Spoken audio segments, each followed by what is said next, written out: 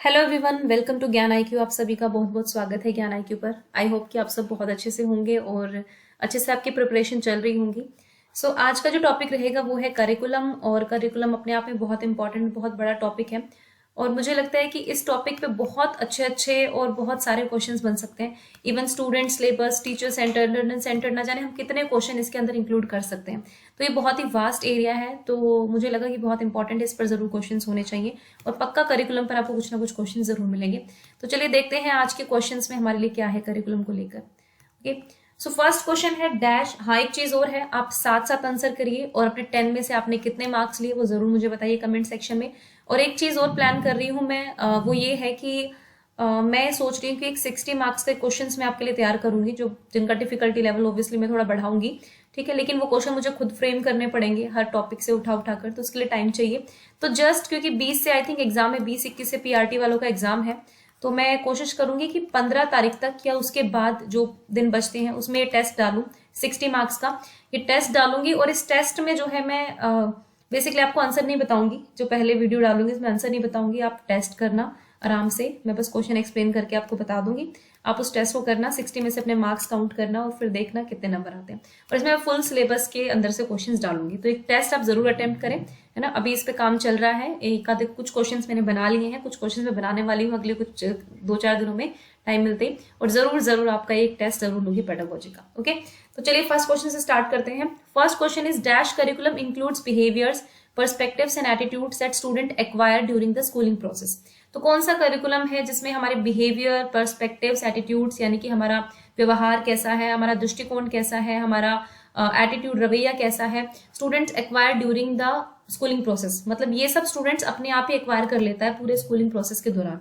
ठीक है, तो ये कैसे वाला करिकुलम की बात हो रही है। ऑप्शन है core curriculum, hidden curriculum, overt curriculum, null curriculum. देखो करिकुलम की ना बहुत सारे टाइप्स होती है। ठीक है, अब मैं इस आंसर के बाद आपको थोड़ा सा बताऊंगी, अभी आप फटाफट से आंसर कीजिए। तो मुझे लगता है कर ही चुके होंगे बच्चे वैसे आंसर। तो इस क्वेश्चन का जो करेक्ट ऑप्शन होगा वो होगा option number B, hidden curriculum, छिपा हुआ करिकुलम। ठीक है, अब देखो टाइप बता देती हूँ।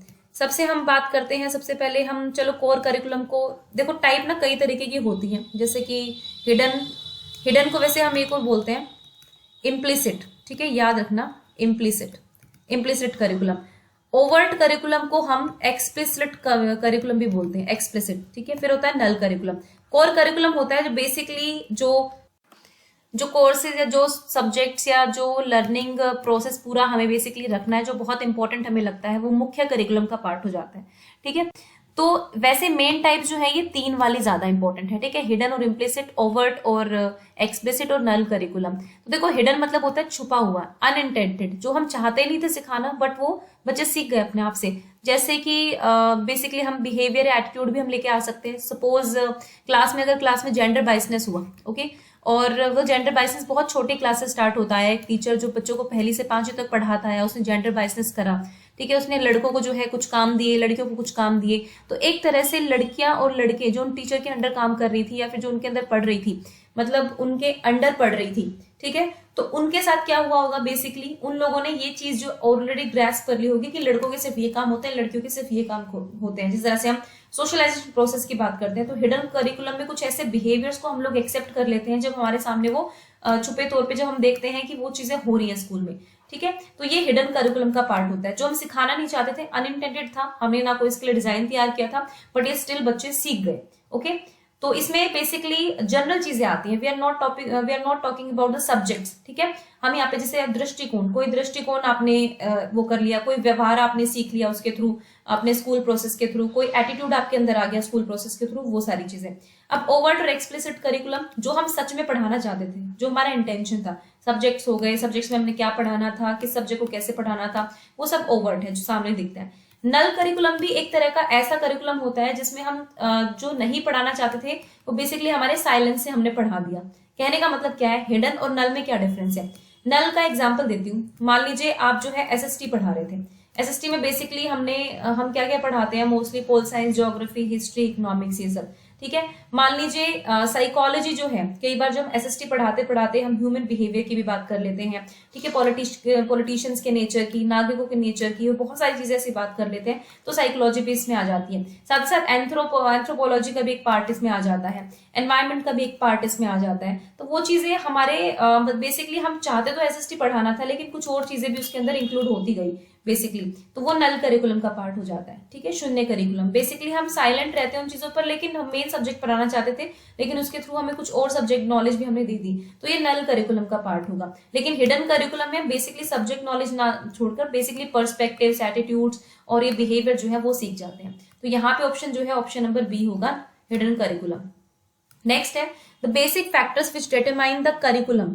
कौन से ऐसे फैक्टर हैं जो करिकुलम को डिटरमाइन करते हैं? पाठ्यक्रम या पाठ्यचर्या लिखेंगे यहाँ पे, पाठ्यचर्या, ठीक है, पाठ्यक्रम सिलेबस होता है। तो पाठ्यचर्या को निर्धारित करने वाले मूल कारक कौन से हैं वो हमें बताने हैं। तो पहला है नेचर ऑफ लर्निंग, यानी कि सीखने की प्रकृति, नॉलेज ऑफ ह्यूमन डेवलपमेंट, तीसरा है सोसाइटल इन्फ्लुएंसेस, और चौथा है नीड्स ऑफ लर्नर। तो हम जब करिकुलम डिजाइन कर रहे हैं तो कौन कौन से फैक्टर्स बेसिकली जो इंपॉर्टेंट होते हैं, जो डिपेंड करते हैं, तो वो आपको देखना है इसमें। तो बताइए फटाफट से क्या इसका आंसर होगा। तो देखिए इसका जो ऑप्शन 1 2 3 4 जो है वो सारे ही होंगे। Option number B, nature of learning, ये भी बहुत इंपॉर्टेंट है, सीखने की प्रकृति कैसी होनी चाहिए, ह्यूमन डेवलपमेंट को स्टडी करना जरूरी है जब हम करिकुलम के बारे में डिटरमाइन कर रहे हैं। सोसाइटल इन्फ्लुएंस, क्योंकि स्कूल एक मिनी सोसाइटी का पार्ट होता है, तो सोसाइटी के कुछ ऐसे नॉर्म्स, वैल्यूज हमें सिखानी पड़ती है, फिर लर्नर्स की नीड्स भी हमें देखनी पड़ती है। तो ऑप्शन नंबर बी यहाँ पे बिल्कुल करेक्ट ऑप्शन होगा।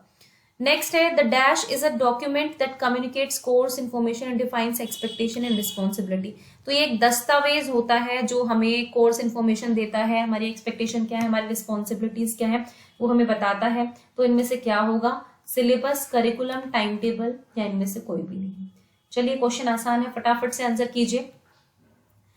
तो देखिए इसका जो करेक्ट ऑप्शन होगा वो होगा ऑप्शन नंबर ए, सिलेबस। ये सिलेबस है। सिलेबस में बेसिकली आपका एक डिफाइंड कोर्स, आपको क्या पढ़ाना है, कोर्स की इन्फॉर्मेशन, आपको कितने चैप्टर्स कराने हैं, फुल कोर्स कैसे होगा, सबसे क्या एक्सपेक्टेशंस है, रिस्पॉन्सिबिलिटी क्या है टीचर की, स्टूडेंट की, इन सब की रिस्पॉन्सिबिलिटीज यहाँ पे तय हो जाती है। तो it is syllabus, it is not curriculum. Okay, तो याद रखना, ये थोड़े कंफ्यूजिंग क्वेश्चन आपके सामने आ सकते हैं। अब नेक्स्ट है which approach of curriculum advocate selecting, organizing and supervising people involve in curriculum decisions. तो एक अप्रोचेज ऑफ करिकुलम है, ये सारी अप्रोचेज ऑफ करिकुलम मैंने लिखी हुई है यहाँ पे।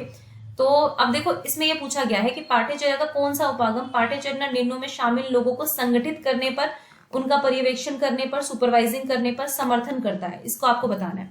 तो पहला है system managerial approach, intellectual academic approach, humanistic और रिकंसेप्चुअलिस्ट अप्रोच। तो बताइए यहाँ पर आंसर क्या होगा।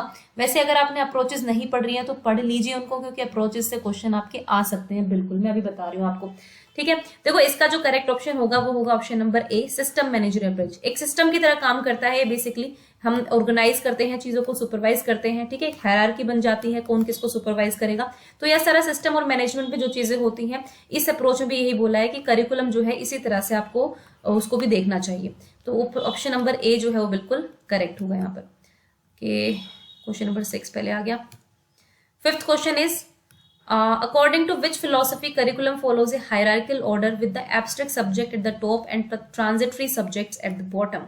अब देखो ये थोड़ा सा फंसाने वाला क्वेश्चन है, बट स्टिल आपको बताना तो पड़ेगा। देखो फिलोसफीज ऑफ एजुकेशन जितनी भी हैं, हालांकि मैंने वीडियो बनाई हुई है इनके ऊपर, आप देख सकते हैं, पीडीएफ प्लेलिस्ट काफी पड़ी हुई है, अब देख लेना किस किस में कौन कौन सी चीजें आपको मिल जाएगी। ये फिलोसफी ऑफ एजुकेशन से है, क्योंकि करिकुलम जो है बहुत सारी चीजें फिलोसफी से ग्रास्प करता है। फिलोसफी एक्चुअली आपके पूरे एजुकेशन सिस्टम की एक नींव होती है, जहां से हमें ये पता चलता है कि हम बेसिकली किस फिलोसफी के थ्रू जो एजुकेशन को मतलब एजुकेशन देने वाले हैं बच्चों को। तो कौन सी फिलोसफी कहती है कि पाठ्यचर्या जो शीर्ष पर बिल्कुल टॉप हायरार्की में हमने कौन एब्स्ट्रैक्ट सब्जेक्ट्स को रखा हुआ है, जैसे मैथमेटिक्स हो गया, साइंस हो गया, ओके, और बॉटम पे हमने ट्रांजिटरी सब्जेक्ट्स को रखा हुआ है। देखो ट्रांजिटरी क्या होता है बेसिकली, इसमें देखिए वर्ड जो ट्रांजिट में है, एक तरह से अस्थायी विषय है, ठीक है, जैसे को करिकुलर में कई चीज होती है, स्पोर्ट्स हो गया, इन सारी चीजों को हमने बहुत ही ज्यादा मतलब नीचे रखा हुआ है, जबकि हम सबसे ऊपर जो है बेसिकली हायरार्की जो ऐसे चलती है, सबसे एब्स्ट्रैक्ट कंसेप्ट, फिर उससे थोड़े से कम, फिर कम, और लास्ट में जो बेसिकली फिजिकल वाले एक्टिविटी वाले वो हो गए, या फिर नॉर्मल जो सब्जेक्ट्स होते हैं आपके को करिकुलर वाले वो हो गए। तो ये कौन सी फिलोसफी है इसकी बात करती है, ठीक है, कि करिकुलम कौन सा स्ट्रक्चर फॉलो करता है। तो प्रैग्मेटिज्म यानी कि प्रयोजनवाद भी बोलते हैं इसको, व्यवहारवाद तो इसका एक प्रॉपर वर्ड नहीं होगा, बट प्रयोजनवाद बोलते हैं वैसे इसको, ठीक है, गूगल ट्रांसलेट है। उसके बाद आइडियलिज्म यानी कि आदर्शवाद, रियलिज्म यानी कि यथार्थवाद, और एग्जिस्टेंशियलिज्म यानी कि अस्तित्ववाद। तो बताइए फटाफट से क्या आंसर होगा। देखिए इस क्वेश्चन का जो करेक्ट ऑप्शन होगा वो होगा रियलिज्म, यानी कि यथार्थवादी ये मानते हैं कि भाई जो ये हमारा करिकुलम होता है, ठीक है, इसको एक हायरार्की फॉलो करता है, जिसमें एब्स्ट्रैक्ट सब्जेक्ट्स को हम सबसे ऊपर रखते हैं और उसके बाद हम नीचे नीचे बाकी सब्जेक्ट्स को रखते हैं। देखो रियलिस्ट जो होते हैं ना, यथार्थवादी जो है, वो रैशनल थिंकिंग को बहुत इंपॉर्टेंट मानते हैं, वो लॉजिक्स में बहुत बिलीव करते हैं, इसीलिए इनकी एक हायरार्की इस तरह की फॉलो की जाती है। ओके, तो ऑप्शन नंबर सी यहाँ पर करेक्ट होगा। नेक्स्ट है the dash is central to the curriculum planning process and is responsible for decision making. ठीक है, क्या चीज सेंट्रल है, क्या चीज बेसिकली केंद्र में है, बेसिकली करिकुलम प्लानिंग के लिए, प्रोसेस के लिए और डिसीजन मेकिंग के लिए बताना है आपको। पेरेंट, स्टूडेंट, टीचर या फिर स्कूल, बताइए फटाफट से इसका आंसर क्या होगा। जो है सेंट्रल है टीचिंग करिकुलम प्लानिंग प्रोसेस और रिस्पॉन्सिबल फॉर डिसीजन मेकिंग के लिए। आई होप कि आपने आंसर कर दिया होगा। तो देखिए इस क्वेश्चन का बहुत सारे बच्चों ने आंसर क्या किया होगा, ऑप्शन नंबर बी, जो कि गलत है, और ऑप्शन नंबर सी यहाँ पर ठीक है। यहाँ पे क्वेश्चन क्या है कि सेंट्रल है, केंद्र में है, प्लानिंग करने में, प्रोसेस को करने में और डिसीजन मेकिंग में। तो देखो प्लानिंग करने में टीचर सेंट्रल होते हैं, प्रोसेस में और डिसीजन मेकिंग में। जब हम करिकुलम डिजाइन कर रहे होते हैं और उसको हम एक तरह से रीडिजाइन करते हैं या फिर कुछ कमियों के साथ उसको मॉडिफाई करते हैं, तो यहाँ पे जो प्लानिंग होती है, प्रोसेस चलता है पूरा, और डिसीजन मेकिंग जो होती है वो यहाँ पे स्टूडेंट टीचर्स का जो है बहुत इंपॉर्टेंट रोल है। ठीक है, स्कूल का इतना ज्यादा नहीं है, स्टूडेंट का बेसिकली स्टूडेंट पे फोकस तब किया जाता है जब हम लर्निंग की बात करते हैं, बट यहाँ पे प्लानिंग, प्रोसेस और डिसीजन मेकिंग है, तो यहाँ पे स्टूडेंट नहीं आएगा आंसर, यहाँ पे टीचर आंसर होगा, ऑप्शन नंबर सी। ठीक है, नेक्स्ट क्वेश्चन है आपका 7th, which of the following is not an curricular approach. तो इनमें से कौन सी करिकुलर अप्रोच नहीं है, ये भी कुछ करिकुलम अप्रोचेस हैं, इनमें से एक नहीं है, एक और बता दूंगी जिसकी जगह पे मैंने ऑप्शन चेंज किया है, तो आपको बताना है। पहली है टीचर सेंटर्ड अप्रोच, दूसरी है स्टूडेंट सेंटर्ड अप्रोच, तीसरी है problem centred approach and next है ब्रॉड फील्ड अप्रोच। तो आपको बताना है कौन सी अप्रोच नहीं है करिकुलम की एक। ठीक है, तो चलिए करिए इसका आंसर। तो देखिए इसका जो करेक्ट ऑप्शन होगा वो होगा option number A, teacher centred कोई अप्रोच नहीं होती करिकुलम की, बल्कि सब्जेक्ट सेंटर्ड होती है। ठीक है, तो 4 अप्रोचेस की बात करेंगे, subject centred, student centred, problem centred, broad field approach. Teacher centred approach नहीं होती है। उसके बाद नेक्स्ट चलते हैं, which of the following is not a curriculum design dimension. इनमें से कौन सी करिकुलम डिजाइन डायमेंशन नहीं है। करिकुलम को डिजाइन करते हुए कुछ डायमेंशन से, कुछ आयामों का ध्यान रखना पड़ता है, वो कौन कौन से आयाम है ये आपको बताना है। ओके, पहला है स्कोप, दायरा, दूसरा है कंटिन्यूटी, तीसरा इंटीग्रेशन, चौथा है एडमिनिस्ट्रेशन। तो बताइए इसका करेक्ट ऑप्शन क्या होगा क्वेश्चन नंबर 8 का। सो देखिए जब हम करिकुलम डिजाइन कर रहे होते हैं तो कौन कौन से आयामों को देखते हैं। सबसे पहला है स्कोप, स्कोप यानी कि दायरा, कि हमें कहाँ कहाँ तक इस करिकुलम को लागू करना है, किन किन बच्चों के लिए होगा, इसका स्कोप क्या होगा इस करिकुलम का, हम देखते हैं। फिर करिकुलम में एक निरंतरता होनी चाहिए, सारी चीजें आपस में जो कनेक्टेड होनी चाहिए। फिर जो भी चीजें हैं उनका इंटीग्रेशन यानी कि एकीकरण भी बहुत इंपॉर्टेंट है, यानी कि आप ऐसा नहीं कर सकते आपने एक सब्जेक्ट पढ़ा दिया, दूसरा सब्जेक्ट पढ़ा दिया, तीसरा सारे कोर्स में रखे हुए थे सारे सब्जेक्ट, बट इनके बीच इंटीग्रेशन ना हो, ऐसा भी नहीं होना चाहिए। ठीक है, एडमिनिस्ट्रेशन यहाँ पे नहीं होगा, ये इररिलेवेंट है यहाँ पे। ओके, एडमिनिस्ट्रेशन का यहाँ पे कोई रोल नहीं है। हाँ, इसकी जगह हम बैलेंस कह सकते हैं, बैलेंस होना चाहिए करिकुलम के अंदर। ठीक है, उसके बाद कंटिन्यूटी हो गई, इंटीग्रेशन हो गया, स्कोप हो गया, और सीक्वेंस भी होना चाहिए कि किस सीक्वेंस में पढ़ाना, ये सारी चीजें हैं, कुछ डायमेंशन है जिनको ध्यान में रखना पड़ता है। नेक्स्ट है the CIPP model refers to. ये CIPP मॉडल जो है करिकुलम इवैल्यूएशन का एक मॉडल है, तो आपको ये बताना है कि CIPP की फुल फॉर्म क्या होगी, ये होता क्या है। ओके, फिर से अगेन मैंने ऑप्शंस बहुत कंफ्यूजिंग रखे हैं जानबूझकर, तो बताइए क्या आंसर होगा। पहला है कंटेंट, इम्प्लीमेंटेशन, प्रोसेस और प्रोडक्ट। नेक्स्ट है कंटेंट, इनपुट, प्रिपरेशन और प्रोसेस। थर्ड है content, input, process and product. उसके बाद है context, input, process and product. तो बताइए इसका करेक्ट ऑप्शन क्या है। CIPP मॉडल आप किसके बारे में पढ़ना चाहते हो तो गूगल कर लेना या फिर कहीं से पढ़ लेना, क्योंकि अभी इतना टाइम नहीं है, वीडियो बनाऊंगी बस छोटी सी, ये क्वेश्चंस की वीडियो बनाती हूँ, फिर भी बहुत इंपॉर्टेंट टॉपिक लगेगा तो जरूर वीडियो बनाऊंगी। ठीक है, तो देखो यहाँ पे जो करेक्ट ऑप्शन होगा वो होगा option number D, context, input, process और प्रोडक्ट। ये इनपुट, प्रोसेस और प्रोडक्ट तो आपको पता ही है क्या होता है भाई, इनपुट देते हैं, फिर प्रोसेस होता है, फिर प्रोडक्ट निकल के बाहर आता है। बस इसमें कंफ्यूजन होगा मेरे ख्याल से आपको, तो यहाँ पे कंटेक्स्ट होगा, किस कंटेक्स्ट में करना है, बेसिकली ये है। ठीक है, तो ये इसका करेक्ट ऑप्शन है। मैंने ये खुद नहीं बनाई है फुल फॉर्म, ये ऑलरेडी है, आप लोग सर्च कर सकते हैं इसको। नेक्स्ट है why is fully balanced curriculum is difficult to achieve. हम ये कहते हैं कि करिकुलम जो है बैलेंस्ड होना चाहिए, ठीक है, हम ये मानकर चलते हैं, लेकिन करिकुलम फुली बैलेंस्ड नहीं हो पाता है, उसमें कुछ ना कुछ लूप होल्स रह जाते हैं, कुछ ना कुछ चीजें हो जाती हैं ऐसी कि वो बैलेंस नहीं रह पाता। तो ये इसको बताना है कि क्या रीजंस है, या रीजन इनमें से ये इररिलेवेंट है, रेलिवेंट है, क्या है, ये ऑप्शन आपके सामने है ही। Schools are slow in adapting to the changing needs of individual and society. तो स्कूल्स बहुत स्लोली प्रोसेस करते हैं बेसिकली इंडिविजुअल की नीड्स को लेकर और सोसाइटी की नीड्स को लेकर। One subject area is stressed more than the other depending on the local facts and social and political pressure. ठीक है, स्थानीय झगड़ों और सामाजिक और राजनीतिक दबाव के आधार पर एक विषय क्षेत्र में दूसरों की तुलना में अधिक जोर दिया जाता है। ठीक है, मुझे लगता है यहाँ पे मैंने कुछ गड़बड़ कर दी, पर कोई नहीं। कहने का मतलब यह है एक सब्जेक्ट एरिया को ज्यादा स्ट्रेस किया जाता है ड्यू टू वेरियस रीजंस, चाहे पॉलिटिकल प्रेशर्स की वजह से, सोसाइटल प्रेशर्स की वजह से, जो भी है। तो बताइए क्या इसका आंसर होगा। देखो ये तो तय है कि फुली बैलेंस करिकुलम नहीं होता है, स्कूल स्लो है, बिल्कुल स्कूल स्लो है। स्कूल जो है अडेप्ट करने में, क्योंकि कहते हैं ना हमारे जो चेंजिंग सोसाइटी है, चेंजिंग जो इंडिविजुअल्स की नीड होती है, हम बहुत जल्दी उसको एक्सेप्ट नहीं करते हैं। हम जो चीज चलती रहती है हम उसको फॉलो करते हैं। तो स्कूल्स पे बहुत प्रेशर पड़ता है, जब नया करिकुलम, नई एनईपी सब कुछ आ जाता है, उसके बाद स्कूल एक्टिव होते हैं। तो ये schools are not adaptive to the changing needs of individuals in society, they are slow in adapting that। तो ये इसका कहने का मतलब है धीरे धीरे काम करते हैं, मतलब यूं नहीं है कि तुरंत एक्शन में आ जाए अगर हमको लगता है। जब तक गवर्नमेंट प्रॉपर एक रूल नहीं बनाती, बहुत सारे स्कूल्स उस पर चलते ही नहीं है, ये फैक्ट है। अब दूसरा है कि one subject area is stressed more. बिल्कुल भाई, एक सब्जेक्ट एरिया को जो है हमेशा, जैसे अगर हम सोसाइटल प्रेशर की बात करें तो साइंस और जो आपका मैथ्स है इसको ज्यादा उसमें वो दिया जाता है तवज्जो कि भाई साइंस मैथ्स में ज्यादा बच्चा अच्छा होना चाहिए, पेरेंट्स भी नंबर पर ज्यादा करते हैं। फिर पॉलिटिकल प्रेशर की वजह से कुछ ऐसे सब्जेक्ट्स होते हैं जो हमें पढ़ाने पड़ते हैं जिन पे ज्यादा स्ट्रेस देना पड़ता है।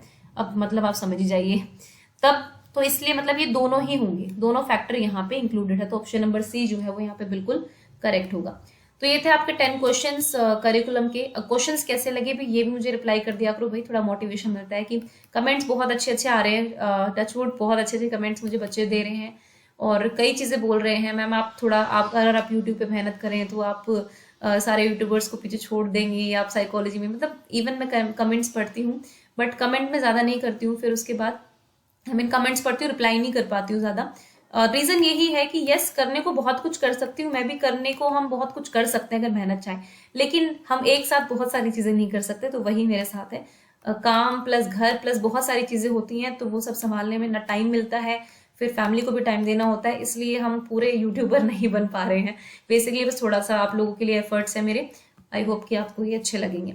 चलिए फिर भाई 10 में से जितने भी नंबर आए आप लोग जरूर अपने कमेंट में मुझे बताएं। थैंक यू फॉर वॉचिंग ज्ञान IQ।